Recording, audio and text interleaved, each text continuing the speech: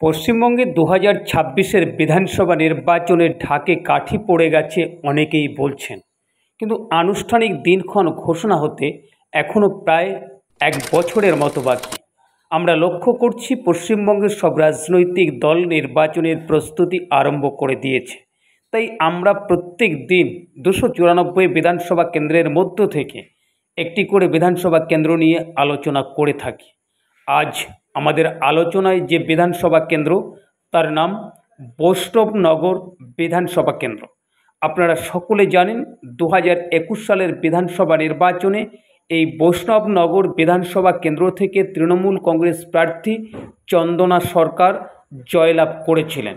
কিন্তু 2026-এর বিধানসভা নির্বাচনে এই কেন্দ্রটি তৃণমূল কংগ্রেস নিজেদের দখলে রাখতে পারবে, নাকি এই বৈষ্ণবনগর বিধানসভা কেন্দ্রে বিজেপি তার জয়ের নিশান ওড়াতে পারে? কেন একথা বললাম, আসুন দেখে নেওয়া যাক।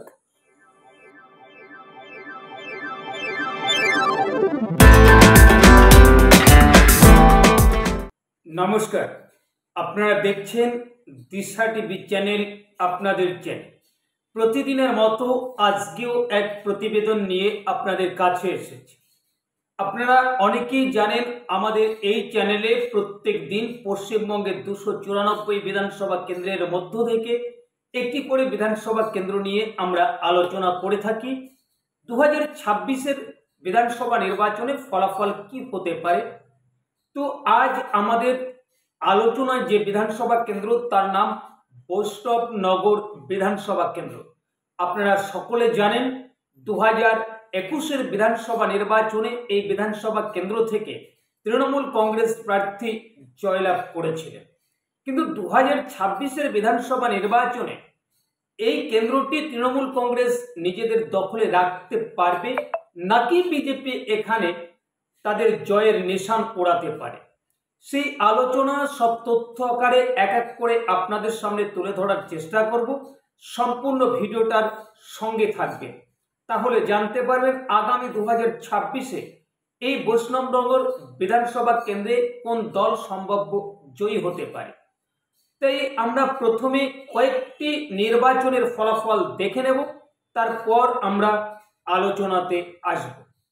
2016 সালের বিধানসভা নির্বাচনে এই বিধানসভা কেন্দ্র থেকে বিজেপির প্রার্থী স্বাধীন কুমার সরকার ভোট পেয়েছিলেন 70,185 আর শতাংশ 38.21%। আর কংগ্রেস প্রার্থী ভোট পেয়েছিলেন 65,688, শতাংশ 35.76%। তৃণমূল কংগ্রেস প্রার্থী ভোট পেয়েছিলেন 40,262, শতাংশ 21.92%। এরপর আমরা দেখে নেব 2019 সালের লোকসভা নির্বাচনে এই বৈষ্ণবনগর বিধানসভা কেন্দ্র থেকে কোন দলের প্রার্থী কত ভোট পেয়েছিলেন। আসুন দেখে নেওয়া যাক। 2019 সালের লোকসভা নির্বাচনে এই বৈষ্ণবনগর বিধানসভা কেন্দ্র থেকে বিজেপির প্রার্থী শ্রীরূপা মিত্র চৌধুরী ভোট পেয়েছিলেন 81,475 আর শতাংশ ছিল 41.9%। আর তৃণমূল কংগ্রেস প্রার্থী ভোট পেয়েছিলেন 55,146, শতাংশ 28.4%। আর কংগ্রেস প্রার্থী ভোট পেয়েছিলেন 52,291 আর শতাংশ ছিল 26.9%। এরপর আমরা দেখে নেব 2021 সালের বিধানসভা নির্বাচনে এই বৈষ্ণবনগর বিধানসভা কেন্দ্র থেকে কোন দলের প্রার্থী কত ভোট পেয়েছিলেন। আসুন দেখে নেওয়া যাক। 2021 সালের বিধানসভা নির্বাচনে এই বৈষ্ণবনগর বিধানসভা কেন্দ্র থেকে তৃণমূল কংগ্রেস প্রার্থী চন্দনা সরকার ভোট পেয়েছিলেন 83,061, ভোটের শতাংশ ছিল 39.81%। আর বিজেপির প্রার্থী স্বাধীন কুমার সরকার ভোট পেয়েছিলেন 80,590, শতাংশ 38.63%। আর কংগ্রেস প্রার্থী ভোট পেয়েছিলেন 37,443, শতাংশ 17.95%। এরপর আমরা দেখে নেব 2024 সালের লোকসভা নির্বাচনে এই বৈষ্ণবনগর বিধানসভা কেন্দ্র থেকে কোন দলের প্রার্থী কত ভোট পেয়েছিলেন। আসুন দেখে নেওয়া যাক। 2024 সালের লোকসভা নির্বাচনে এই বিধানসভা কেন্দ্র থেকে বিজেপির প্রার্থী শ্রীরূপা মিত্র চৌধুরী ভোট পেয়েছিলেন 27,953 আর শতাংশ 41.63%। আর কংগ্রেস প্রার্থী ঈশা খান চৌধুরী ভোট পেয়েছিলেন 68,031, শতাংশ 32.2%। আর তৃণমূল কংগ্রেস প্রার্থী ভোট পেয়েছিলেন 46,966, শতাংশ 22.23%। আপনাদের সামনে যে নির্বাচনের ফলাফল তুলে ধরেছি আপনারা দেখে নিয়েছেন। দেখুন, 2011 সালের বিধানসভা নির্বাচনের ফলাফলে আমরা দেখেছিলাম যে পশ্চিমবঙ্গে 34 বছরের বাম শাসনের পতন ঘটেছে। আর 2011 সালের বিধানসভা নির্বাচনে এই বিধানসভা কেন্দ্র থেকে কংগ্রেস প্রার্থী ঈশা খান চৌধুরী জয়লাভ করেছিলেন। দেখুন, 2011 সালে পশ্চিমবঙ্গে কংগ্রেস এবং তৃণমূল কংগ্রেসের সঙ্গে আসন সমঝোতা হয়েছিল। এই কেন্দ্র থেকে তৃণমূল কংগ্রেস প্রার্থী দেয়নি, প্রার্থী কংগ্রেসের ঈশা খান চৌধুরী জয়লাভ করেছিলেন। তারপর 2016 সালের বিধানসভা নির্বাচন, পশ্চিমবঙ্গের শাসক দল তখন তৃণমূল কংগ্রেস। আর ঠিক সেই 2016 সালে এই বিধানসভা কেন্দ্রে তৃণমূল কংগ্রেসের প্রার্থীকে পরাজয় বরণ করতে হয়েছিল। এই বিধানসভা কেন্দ্র থেকে বিজেপির প্রার্থী স্বাধীন কুমার সরকার জয়লাভ করেছিলেন। আর জয়ের ব্যবধান 4,497 ভোটের। তারপর 2019-এর লোকসভা নির্বাচন। 2019-এর লোকসভা নির্বাচনে পশ্চিমবঙ্গে বঙ্গ বিজেপি মোটামুটি ভালো ফল করেছিল, আপনারা সকলে জানেন।